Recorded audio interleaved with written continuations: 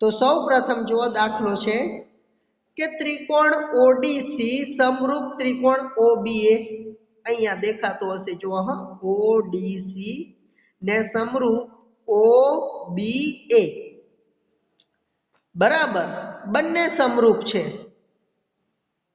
તો એનો અર્થ તમને યાદ હશે કે સમરૂપનો અર્થ અનુરૂપ બાજુઓના માપ સમપ્રમાણમાં અને અનુરૂપ ખૂણાઓ સરખા, એને સમરૂપ છે એમ કહીએ છીએ બરાબર। તો આગળ વધીશું। બીઓસી આ માપ 125 આપેલું છે અને સીઓડી આ જુઓ સીડીઓ આ માપ 70 નું હોય તો ડીઓસી આ ખૂણો ઓ શોધવાનો છે, ડીસીઓ આ ખૂણો શોધવાનો છે અને ઓએબી આ શોધવાનો છે। તો જુઓ મૌખિક રીતે ગણી નાખીએ તો પણ દાખલો સરળ પડે। જુઓ આ ત્રિકોણની વાત કરીએ ને, આ ત્રિકોણની કયા ડીસીઓ આ ત્રિકોણની બરાબર કે નહીં, તો આ ત્રિકોણમાં આ બહિષ્કોણ થાય, આ બહિષ્કોણ થયો 125 નો અને આ એનો અંતઃસમ્મુખ કોણ થાય। તો ધોરણ 9 માં શીખીને આયા કે બહિષ્કોણ અને તેના અંતઃસમ્મુખ કોણનો સરવાળો 180 થાય। તો લખી શકાય બીઓસી વત્તા સીઓડી બરાબર 180। જો આ બહિષ્કોણ અને તેના અંતઃસમ્મુખ કોણ બીઓસી બરાબર 125 આપ્યા છે, ડીઓસી શોધવાના બરાબર 180 વત્તા 125 બરાબરની સામે જાય તો ઓછા, 180 માંથી 125 બાદ કરીશું તો ડીઓસી મળી જશે 55 નો બરાબર કે નહીં। આ ખૂણો કેટલાનો મળી જાય 55 નો। હવે બે દરવાજા છે, ખૂણો સી શોધવાના, આમાં જે એક શોધવાનો કીધો તો ડીઓસી આ મળી ગયો 55 નો। સી શોધવા માટેના બે દરવાજા, એક આ 55 નો આવ્યો, આ 70 નો આવ્યો, તો આ મળી જાય કેમ કે ત્રિકોણના ત્રણેય ખૂણાઓનો સરવાળો 180 થાય જે આપણે જાણીએ છીએ। તો 70 વત્તા 55 બેનો સરવાળો કરી 180 માંથી બાદ કરી દો તો આ ખૂણો સી અથવા તો ઓસીડી મળી જશે। અથવા બીજી રીત અહીંયા આપેલી છે કે આ ત્રિકોણ છે, આનો બહિષ્કોણનું માપ તેના અંતઃસમ્મુખ કોણના સરવાળા જેટલું, એટલે અંતઃસમ્મુખ કોણ કયા તો આ ડી અને સી 70 અને આ જે શોધવાનો છે એટલે જો લખ્યું છે કે બહિષ્કોણ સીઓબી ઇઝ ઇક્વલ ટુ તેના અંતઃસમ્મુખ કોણ ઓસીડી વત્તા ઓડીસી બરાબર। તો 125 બરાબર ઓડીસી 70 વત્તા ડીઓસી શોધવાના, વત્તા 70 સામે જાય તો વત્તાના ઓછા, ડીસીઓ બરાબર 55 થાય, 125 માંથી 70 બાદ કરીશું તો રહેશે 55 બરાબર। તો એ માપ આપણને મળી જાય બરાબર કે નહીં। હવે જો આ 55 મળે તો અહીંયા જુઓ આ બે સમાંતર રેખાઓ આપેલી છે, તો અહીંયા જુઓ આ યુગ્મ કોણની જોડ બને, તો આ 55 બરાબર છે, આ 55 નો છે, તો આનો યુગ્મ કોણ જો આવી રહ્યો, આ પણ કેટલાનો 55 જો યુગ્મ કોણની જોડ બરાબર કે નહીં। છે સરળ દાખલો, સમજાયો હોય તો ઓકે બોલી જાઓ।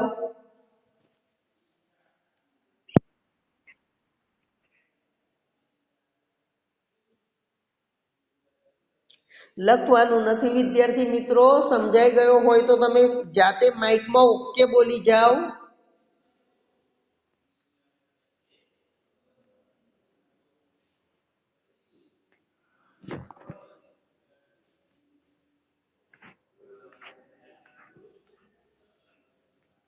વિશ્વ બહુ લેફ્ટ થાય છે, બાલાભાઈ બી લેફ્ટ, બેટા ઓનલાઈન રહેજો હ।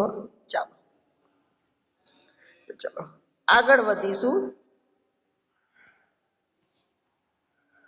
ચાલો હવે પ્રમેય 6.6 જે ઘણો મહત્વનો અને આપણે બધાએ આ પ્રમેયને 5 થી 10 વાર લખીને પણ તૈયાર કરવાનું છે. આને મહેરબાની કરીને શું કરો કે તૈયાર કરીને 5 વાર લખી દો કે જેથી પૂરેપૂરો પાક્કો આવડી જાય. અત્યારે તો તમારી પાસે સમય છે, તો આશા રાખું છું કે આ પ્રમેયને તમે 5 થી 10 વાર લખશો અને તૈયાર કરશો. કડકડાટ તૈયાર થાય એવી આશા સાથે પ્રમેય ચલાવું. પ્રમેય તૈયાર થઈ જાય એવો જ છે, ઘણો સહેલો છે. એટલા માટે હવે પ્રમેય આવો છે કે બે સમરૂપ ત્રિકોણોના ક્ષેત્રફળના ગુણોત્તર તેમની અનુરૂપ બાજુઓના ગુણોત્તરના વર્ગ બરાબર હોય છે. એટલે જો બે સમરૂપ ત્રિકોણ આપ્યા છે એબીસી અને પીક્યુઆર જે પક્ષમાં, અને તેમના ક્ષેત્રફળ નો ગુણોત્તર એટલે આપણે એબીસી ના છેદમાં પીક્યુઆર લખ્યું છે, બરાબર. શોર્ટમાં લખ્યું છે, જે ધોરણ 9 માં આવ્યું કે તમારે ક્ષેત્રફળ અલગથી દર્શાવવાની જરૂર નથી, એબીસી લખો તો પણ ચાલે. ગુણોત્તર એટલે ભાગાકાર, એબીસી છેદમાં પીક્યુઆર એટલે એબીસી નું ક્ષેત્રફળ છેદમાં પીક્યુઆર નું ક્ષેત્રફળ બરાબર અનુરૂપ બાજુઓના ગુણોત્તરના વર્ગ બરાબર હોય. એટલે અનુરૂપ બાજુ એબી ને અનુરૂપ પીક્યુ, તો એબી ના છેદમાં પીક્યુ જે ગુણોત્તર થશે અને એના વર્ગ બરાબર બીસી ના છેદમાં ક્યુઆર નો વર્ગ બરાબર એસી ના છેદમાં પીઆર નો વર્ગ. આના બરાબર હોય છે તેમ સાબિત કરવાનું છે. તો ચલો આગળ વધીશું સાબિતીમાં, જેમાં ધ્યાન આપો કે બે ત્રિકોણ છે એબીસી સમરૂપ પીક્યુઆર, આમાં વેધ દોરવામાં આવે. આ વેધ આપણે જાતે દોરવાનો છે, એ એમ અને પીએમ, બરાબર. તો ક્ષેત્રફળનું સૂત્ર મૂકીશું. તો ત્રિકોણ એબીસી નું ક્ષેત્રફળ બરાબર 1/2 પાયો ગુણ્યા વેધ. તો 1/2 અહીંયા પાયો થાય છે બીસી અને તેના અનુરૂપનો વેધ છે એએમ, તો બીસી ગુણ્યા એએમ. તેમજ પીક્યુઆર નું ક્ષેત્રફળ બરાબર 1/2 પાયો ગુણ્યા વેધ. પાયો થશે ક્યુઆર, વેધ થાય છે પીએન. ગુણોત્તર શોધવાનો છે તો ભાગાકારમાં દર્શાવી દઈએ. તો ઉપર 1/2 એબીસી નું ક્ષેત્રફળ 1/2 એબી ગુણ્યા એએમ, નીચે 1/2 ક્યુઆર ગુણ્યા પીએન. અહીંયા 1/2 ને 1/2 ઉડી જશે, તો રહેશે માત્ર એબીસી છેદમાં પીક્યુઆર બીસી ગુણ્યા એએમ છેદમાં ક્યુઆર ગુણ્યા પી. અહીંયા 1/2 ઉડી જાય છે માટે. ચાલો આગળ વધીશું એબીએમ અને પીક્યુએનમાં, બરાબર છે. તો આકૃતિ તરફ જઈએ. જુઓ એબીએમ અહીંયા, પીક્યુએન અહીંયા છે, બરાબર. તો જો આ ખૂણો 90 નો લંબ, આ ખૂણો પણ 90 નો, તો 90 ના કાટખૂણા બંને કેવા થશે? સરખા. આ ખૂણો અને આ ખૂણો બંને કેવા થઈ જશે? સરખા. તેમજ જો બીજું એબીસી સમરૂપ પીક્યુઆર પક્ષમાં આપેલું છે, તો સમરૂપ ત્રિકોણના અનુરૂપ ખૂણા સરખા, તો ખૂણો બી અને ખૂણો ક્યુ આ બંને સરખા. તો જો ખૂણો બી બરાબર ક્યુ પક્ષ મુજબ અને એમ બરાબર એન કાટખૂણા છે, માટે ખુખ્ખુ શરત પરથી બે ખૂણા સરખા થાય એને ખુખ્ખુ શરત કહેવાય. ખુખ્ખુ શરત પરથી ત્રિકોણ એબીએમ સમરૂપ પીક્યુએન બંને કેવા થઈ જશે? સમરૂપ, બરાબર. તો અનુરૂપ બાજુઓ દર્શાવી દઈએ. જો અહીંયા એએમ છેદમાં પીએન, પહેલો નંબર ને ત્રીજો નંબર, તો અહીંયા પણ પહેલો નંબર ને ત્રીજો નંબર. પાછું આ સમરૂપ લખવામાં ખાસ ખ્યાલ રાખવાનું, બી અને ક્યુ સરખા, તો બી ના સ્થાને જો ક્યુ છે. એમ અને એન સરખા કાટખૂણા, તો એમ ના સ્થાને એન, તો વધ્યો પી અને એ, તો એ બે સરખા છે એમ માની લેવાનું. કેમ કે કોઈ પણ બે ત્રિકોણના બે ખૂણા સરખા હોય તો ત્રીજો ઓટોમેટિક સરખો થઈ જાય, બરાબર છે. તો એ પ્રમાણે લખતા આવડવું જોઈએ. તો અહીંયા પહેલો અને ત્રીજો લીધો, તો અહીંયા પહેલો અને ત્રીજો, એ એમના છેદમાં પીએન જ લખાય, બરાબર. અહીંયા પહેલા બે છે જુઓ, AB ના છેદમાં PQ. તો આ મળ્યું કે AM છેદમાં PN બરાબર AB છેદમાં PQ. બરાબર. હવે એબીસી સમરૂપ PQR આ આપણને પક્ષમાં આપેલું છે. તો AB ના છેદમાં PQ બરાબર BC ના છેદમાં QR બરાબર CA ના છેદમાં PR. બરાબર. આ ગુણોત્તર સમપ્રમાણમાં થશે. હવે AB ના છેદમાં PQR લખું તો મારાથી લખી શકાય AB છેદમાં PQ બરાબર AM છેદમાં PN. હવે પ્રશ્ન એ આવે કે આવું કઈ રીતે પોસિબલ છે? તો અહીંયા આપણે લાયા છીએ કે AB છેદમાં PQ બરાબર AM ગુણ્યા PN. બરાબર કે નહીં? બરાબર છે. અને AB છેદમાં PQ બરાબર BC છેદમાં QR. એટલે આ વિધાન ક્યાંથી આવ્યું એ તમને બતાવું. આ અહીંયા સાબિત કર્યું ને ABC છેદમાં PQR બરાબર BC છેદમાં QR. જેની જગ્યાએ આપણે AB છેદમાં PQ લખ્યા અને AM ગુણ્યા PM એમના એમ રાખ્યા છે. બીજું વિધાન લખ્યું એમાં AB છેદમાં PQ એમના એમ છે અને M છેદમાં PN ની જગ્યાએ ફરી AB છેદમાં PQ લખ્યા. કેમ કે જો અહીં સાબિત કર્યું AM છેદમાં PN બરાબર AB ના છેદમાં PQ. તો એ લખી દીધા. તો AB છેદમાં PQ ગુણ્યા AB છેદમાં PQ અંશ અંશનો ગુણાકાર AB ગુણ્યા AB AB નો વર્ગ PQ ગુણ્યા PQ PQ નો વર્ગ. તો AB છેદમાં PQ આખા કૌંસનો વર્ગ જે સાબિત કરવાનું છે. વળી AB છેદમાં PQ બરાબર BC છેદમાં QR વળી બરાબર CA છેદમાં RP જે આપણે લાયા તો આની જગ્યા પર એ બંને લખી શકાય. વર્ગ છે તો વર્ગ લખી શકાય. માત્ર આમાં કશું નથી.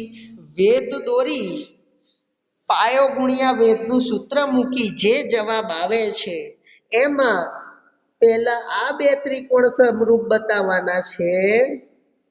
ત્યારબાદ આ ત્રિકોણો સમરૂપ આપેલા છે તો આ વિધાન લખી દેવાનું છે અને આની જગ્યાએ AB છેદમાં PQ લાવેલા છે લખી દો તેનો વર્ગ થઈ જાય અને આના પરથી આ વિધાન લખી દો એટલે આપણો પ્રમેય પૂરો થઈ જાય.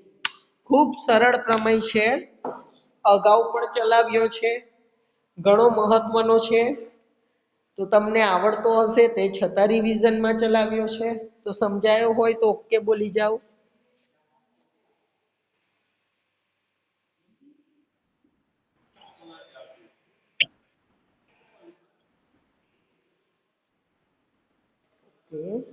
ચાલો તો વિદ્યાર્થી મિત્રો આગળ વધીશું. બરાબર છે. હજુ કોઈને ના સમજાયો હોય કે કોઈ પ્રશ્ન મૂંઝવણ હોય તો મારો કોન્ટેક્ટ કરજો. આગળ વધીશું. હવે એમાં એના પરથી જ કેટલાક દાખલા છે સ્વાધ્યાય 6.4 ના. બરાબર કે નહીં? આ પણ પરીક્ષામાં પૂછાતા હોય છે. આ દાખલા પ્રમેય 6.6 ને આધીન છે એટલે આની જોડે જ લઈ લીધા અને આ 2 થી 3 માર્કમાં પૂછાઈ જતા હોય છે. બરાબર. કાં તો 1 માર્કના વૈકલ્પિકમાં આવો પૂછાય છે. બરાબર કે નહીં? તો આનો અભ્યાસ કરીએ કે એક્ઝામ્પલ 1 એબીસી સમરૂપ DEF આપેલા છે. તેમના ક્ષેત્રફળો આપેલા છે અનુક્રમે 64 સેન્ટીમીટરનો વર્ગ 121 સેન્ટીમીટરનો વર્ગ. અનુક્રમે કીધું છે તો પહેલા જે ક્ષેત્રફળ આપ્યું એ પહેલા ત્રિકોણનું એબીસી નું 64 જ્યારે DEF નું 121. બરાબર. EF નું માપ આપેલું છે 15.4 તો BC નું માપ શોધીએ. બરાબર.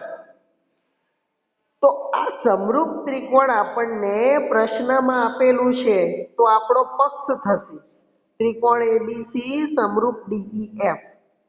તો પ્રમેય 6.6 પ્રમાણે કે બંનેનું ક્ષેત્રફળ અનુરૂપ બાજુઓના ગુણોત્તરના વર્ગ બરાબર હોય છે. તો એબીસી નું ક્ષેત્રફળ છેદમાં DEF નું ક્ષેત્રફળ બરાબર અનુરૂપ બાજુ લઈએ BC ના છેદમાં EF. આની લાસ્ટ બે લીધી તો આની બી લાસ્ટ. અને આ જ કેમ લીધી તો અહીંયા જો એ જ આપેલા છે તો થોડુંક સમજવાનું કે AB છેદમાં DE લઈએ, BC છેદમાં EF લેવાય કે AC ના છેદમાં DF લેવાય. આમાં 3 વિકલ્પ છે.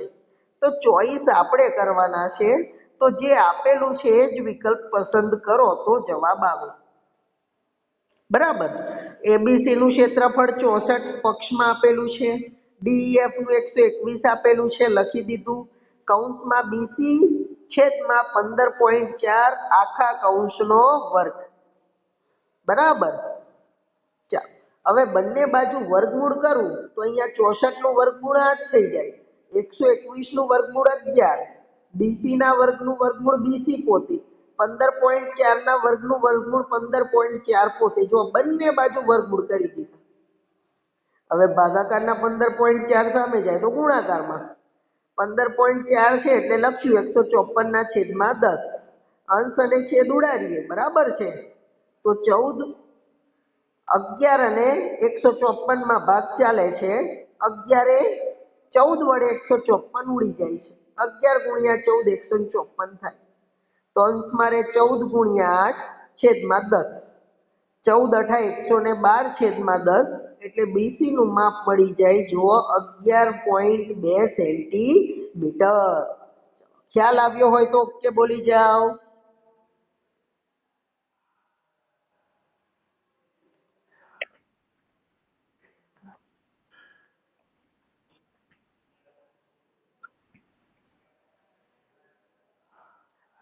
ચાલો તો પછી આગળ વધીશું.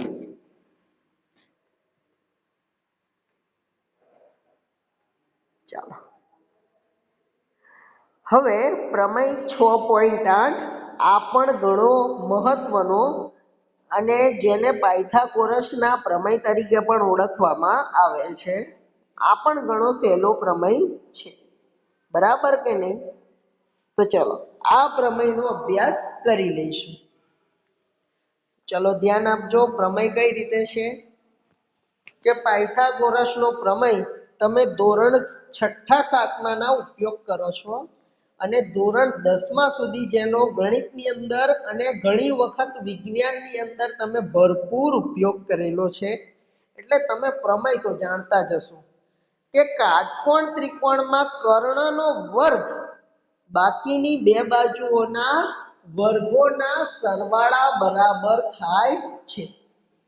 બાકીની બે બાજુઓ છે એના વર્ગોના સરવાળા બરાબર હોય છે. બરાબર કે નહીં? તો એમાં જો ત્રિકોણ ABC આપેલો છે અને ત્રિકોણ ABC માં ખૂણો B કાટખૂણો આપેલો છે, આપણે લીધો છે. અને એમાં B માંથી વેધ દોર્યો AC ઉપર.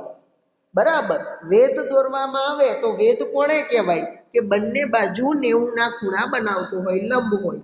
એટલે આ ખૂણો અને આ ખૂણો પણ 90. અને ત્રિકોણ ABC ની વાત કરવામાં આવે તો ખૂણો B કાટખૂણો. બરાબર છે. તો જુઓ અગાઉ પ્રમેય 6.7 આપણે સાબિત કર્યું કે દરેક કાટખૂણાઓ એકબીજાને ખૂબ શરત પ્રમાણે સમરૂપ હોય છે.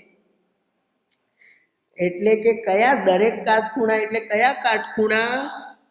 એક કાટખૂણો જે હોય એમાં કાટખૂણો વેધ દ્વારા બનાવવામાં આવે તો આ પણ કાટકોણ થશે, આ પણ કાટકોણ થશે.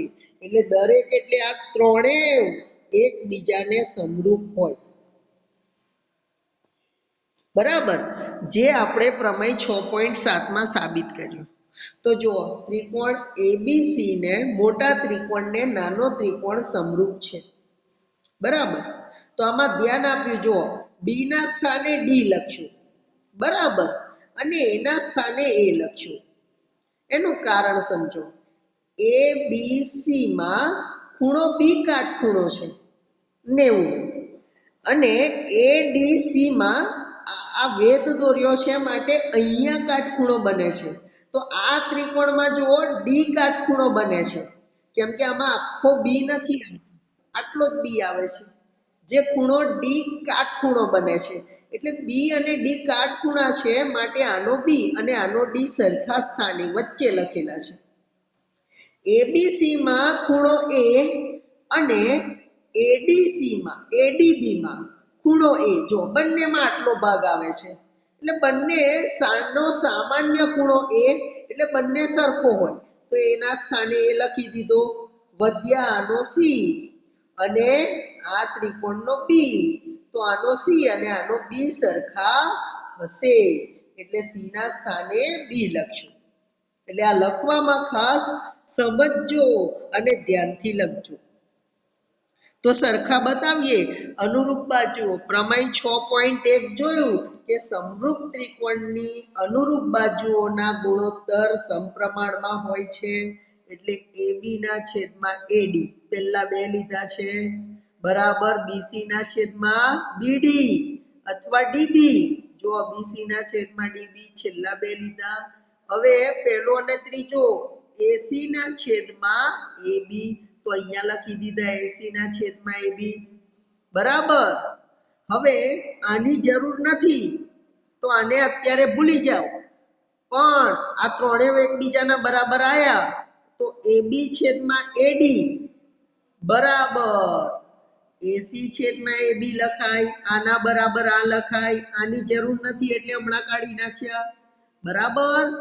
આ ભાગાકારનું પદ સામે જાય તો ગુણાકારમાં AB ગુણ્યા AB, AB નો વર્ગ જો નીચે લખ્યું છે માટે કરીને બરાબર છે. AB ગુણ્યા AB, AB નો વર્ગ અને સામે AC ગુણ્યા AD. આ ભાગાકારનો AD સામે ગયો ગુણાકાર, AC ગુણ્યા AD. આને કહેવાશે સમીકરણ નંબર 1. ત્યારબાદ ત્રિકોણ, ધ્યાન આપજો. ત્યારબાદ શું કર્યું છે? ત્રિકોણ ABC ની સરખામણી DBC સાથે કરી. 6.7 પ્રમાણે આ બે ત્રિકોણ પણ સમરૂપ થાય તો ABC સમરૂપ DBC જોઈ શકો છો તમે બરાબર. પણ લખવામાં ધ્યાન આપવાનું, ABC માં ખૂણો B કાટખૂણો, જ્યારે DBC માં અહીંયા ખૂણો D કાટખૂણો. તો જુઓ B ના સ્થાને D આવી ગયો છે બરાબર. ત્યારબાદ DBC માં ખૂણો C આવે છે આટલો, અને ABC માં એ જ ખૂણો C આવે છે, એ જ ભાગ આખો.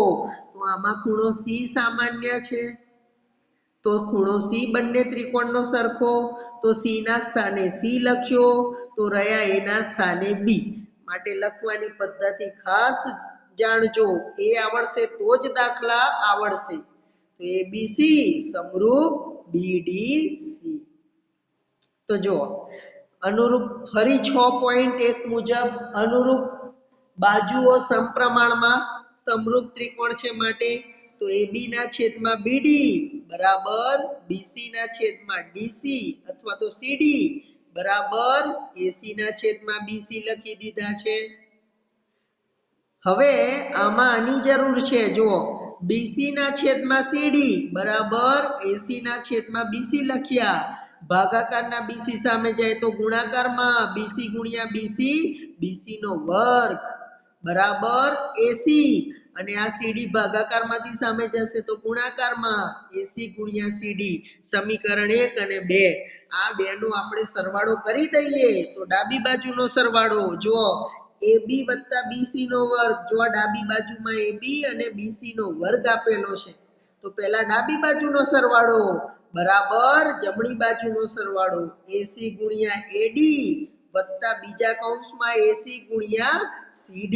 જો આ રીતે તો આ સ્ટેપ તો આમનું આમ લખ્યું AB નો વર્ગ વત્તા BC નો વર્ગ બરાબર AC ગુણ્યા AD વત્તા AC ગુણ્યા CD. તો આમાંથી જો AC ને સામાન્ય લઈ લીધા તો કૌંસમાં રે AD વત્તા CD, અહીં વત્તા છે ખાસ યાદ રાખજો, ધોરણ 8 ના વિભાજનનો નિયમ આવી ગયો એ પ્રમાણે AC કોમન લીધા તો અંદર રે AD વત્તા CD. તો જુઓ AB નો વર્ગ વત્તા BC નો વર્ગ બરાબર AC ગુણ્યા AC, AD વત્તા CD બરાબર જો AC નોંધેલા છે. કેમ AC? તો એના માટે આકૃતિ જોવી પડે. તો જુઓ AD વત્તા ડીસી અથવા તો સીડી, એડી અને સીડી નો સરવાળો એસી જેટલો થાય, બાજુ બની જાય છે એટલા માટે એસી. તો અહીંયા એસી ગુણ્યા એસી, એસી નો વર્ગ, એટલે જો એબી નો વર્ગ વત્તા બીસી નો વર્ગ બરાબર એસી નો વર્ગ. આ એસી બીજું કઈ નથી, એ કર્ણનો વર્ગ છે. કર્ણનો વર્ગ બરાબર એબી નો વર્ગ વત્તા બીસી નો વર્ગ. એ સાબિત કરે છે કે પાયથાગોરસનો પ્રમેય કર્ણનો વર્ગ એટલે એસી નો વર્ગ, જે બે બાજુ કાટખૂણો બનાવે છે એબી અને બીસી, એના વર્ગોના સરવાળા જેટલો હોય છે. તો વિદ્યાર્થી મિત્રો, આ પ્રમેય પણ આપણે તૈયાર કરીને વધુ ને વધુ વખત લખીશું. બરાબર છે? જેને સમજાયો હોય એ વિદ્યાર્થીઓ ઓકે બોલી, સમજાયો હોય તો ઓકે બોલી જાવ વિદ્યાર્થીઓ.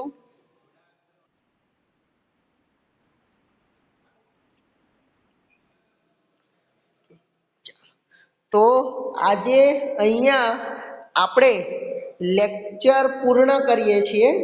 આ ચેપ્ટરના જે મહત્વના એક્ઝામ્પલ્સ હતા રિવિઝનમાં, એનો ઉપયોગ કર્યો.